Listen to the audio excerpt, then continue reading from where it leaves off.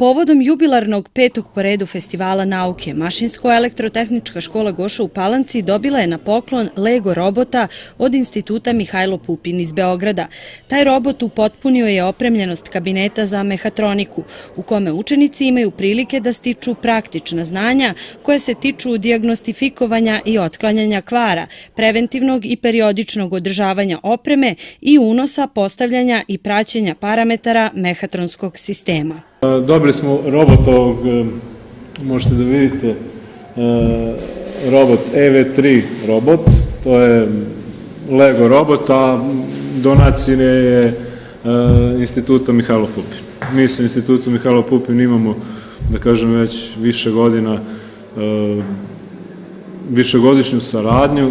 Svake godine je Institut Mihajlo Pupin prisutan na našem festivalu nauke i osim tog prisustva, unazad 2 godine smo i posetili i kolege i deca Institut Mihajlo Pupin, gde smo razgovarali sa profesorom Rodićem i, da kažem, imamo i neke planove za buduće sa institutom.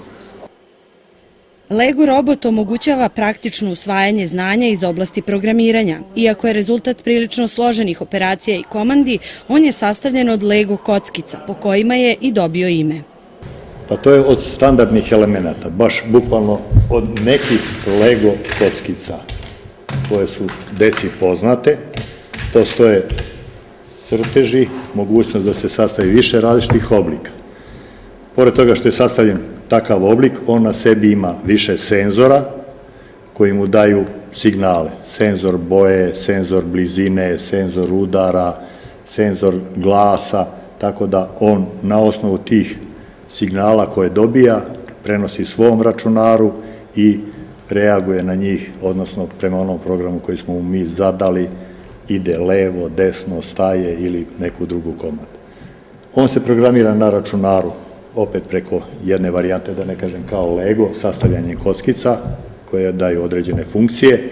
Takav program kad se uspostavi, prenosi se direktno u njegovu memoriju i on funkcioniše na takav način. Njegova memorija može da primi više programa, tako da ga možemo aktivirati jedan, drugi ili treći. Pored toga, Lego robot, mi smo ga napravili u obliku kolica, to je prva varijanta, može imati više različitih oblika, za to imamo sve materijale, pa se na taj način deca uče i konstruisanju, sklapanju, programiranju, i to je nešto što treba ovde da nauče. Poklon od Instituta Mihajlo Pupin svakako doprinosi kvalitetu praktične nastave, ali osim njega, kabinet za mehatroniku u Mašinsko-elektrotehničkoj školi Goša je inače opremljen modernom industrijskom opremom, od programabilnog logičkog kontrolera i frekventnih regulatora do pneumatskih sistema koji su jako važni u izučavanju mehatronike. Učenici su ti koji pokreću čitav jedan pneumatski sistem i to na sledeći način. Pa njihov zadatak je da naprave program da bi sistem funkcionisao, odnosno da izvršni organi, koji su kod nas pneumatski cilindri, obave određeni posao po određenom programu. Potpuno ista logika i kod motora i kod drugih izvršnih organa, znači ovo je samo lakša varijanta za njihovu obuku, da bi kasnije u preduzećima, tamo gde se zaposle, mogli da obavljaju isti posao. Njihov zadatak mehatroničara je da prepozna jedan mehatronski sistem, znači jedan automatski sistem, da može da utvrdi eventualne nedostatke, kvarove, da ih otkloni, a po mogućnosti i da nešto unapredi, da projektuje, da izmeni, da bi to funkcionisalo bolje. Trenutno je to najtraženije zanimanje. Oni su specijalisti za elektroniku i mehaniku, zato se i zovu mehatroničar.